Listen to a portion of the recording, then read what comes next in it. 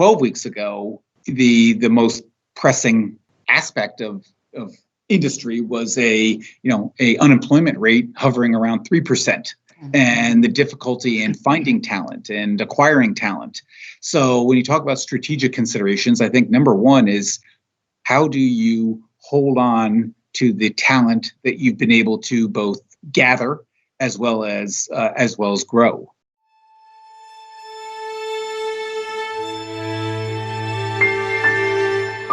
We're so pleased to have Bill Berrien, the CEO of Pindell Corporation, join us today. So I'm going to hand it over to Bill to introduce himself and Pindell, and I'm excited to hear what he has to say today. Bill?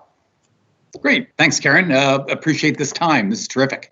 Background-wise, I was in the Navy, commanded SEAL platoons for about 9 years, then went to business school. After business school, it was GE Healthcare that pulled me to Wisconsin. I'm originally from the East Coast.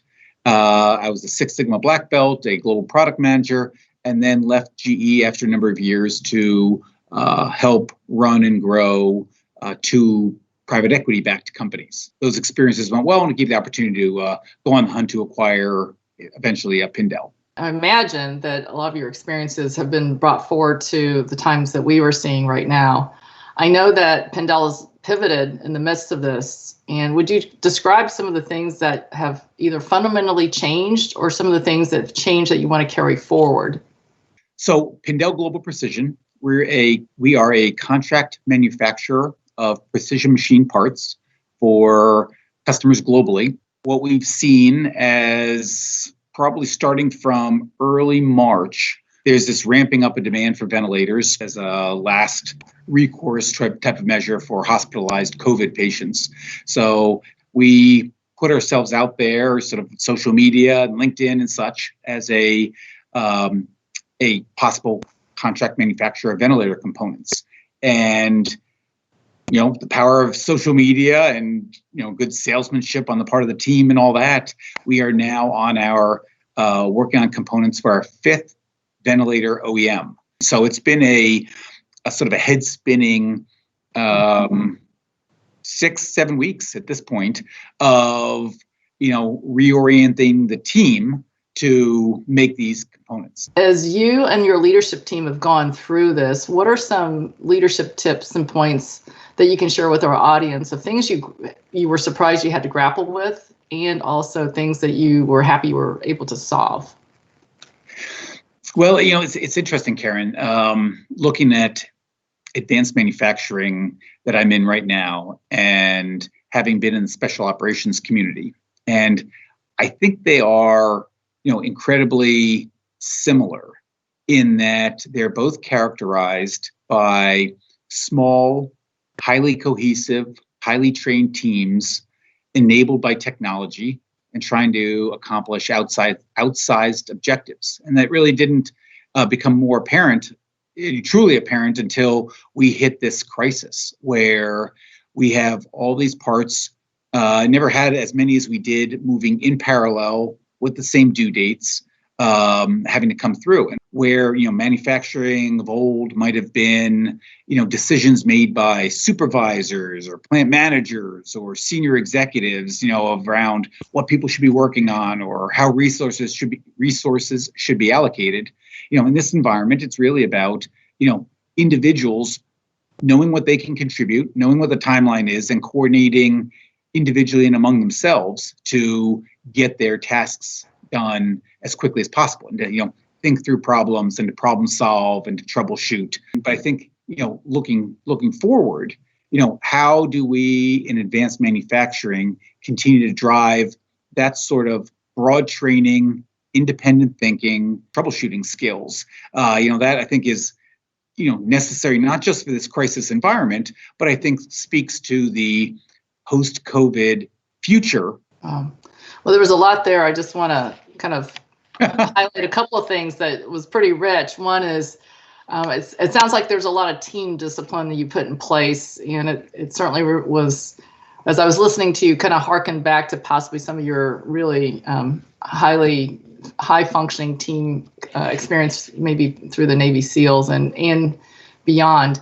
The other piece that I heard you really talk about is problem solving at the core, at the team level, and empowering those teams to be able to be mobilized and deployed and have them move through certain sets of challenges and capabilities, and also delivery. So what are you seeing now in the market, and how are you expecting to change things how are you expecting things will change in the future with the supply chain? What we've been seeing over the past 4 to 6 weeks, though, is an initiative on the part of some of those global OEMs to reshore parts back in the States. And it's pretty broad, pretty powerful. The requests for quote, the RFQs that we've seen, the timeliness of that desire to reshore here. Interestingly, it is highlighting what I think is a very positive future for advanced manufacturing in this country, where automation combined with a decades and century-old ecosystem supporting manufacturing, between the machining, the outside service, all the tooling, all of that this ecosystem that we have. So that combined with the automation, combined with a highly skilled and increasingly higher skilled workforce. I think that trifecta there is going to trump what we have seen in decades past in Asia in terms of low cost manufacturing. That the individual unit of output of a highly skilled worker, let's say here in the upper Midwest, is going to surpass what can be done by more numerous, lower skilled, lower compensated individuals overseas.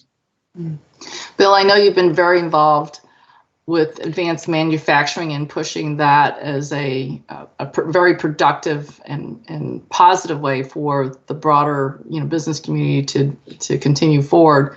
Manufacturing talent really needs to be the key piece, and it is the opportunity. So how both do we get individuals interested in and engaged in manufacturing to fill future gaps, but then also how do we upskill the currently employed manufacturing workforce to acquire additional needed skills, move in additional directions?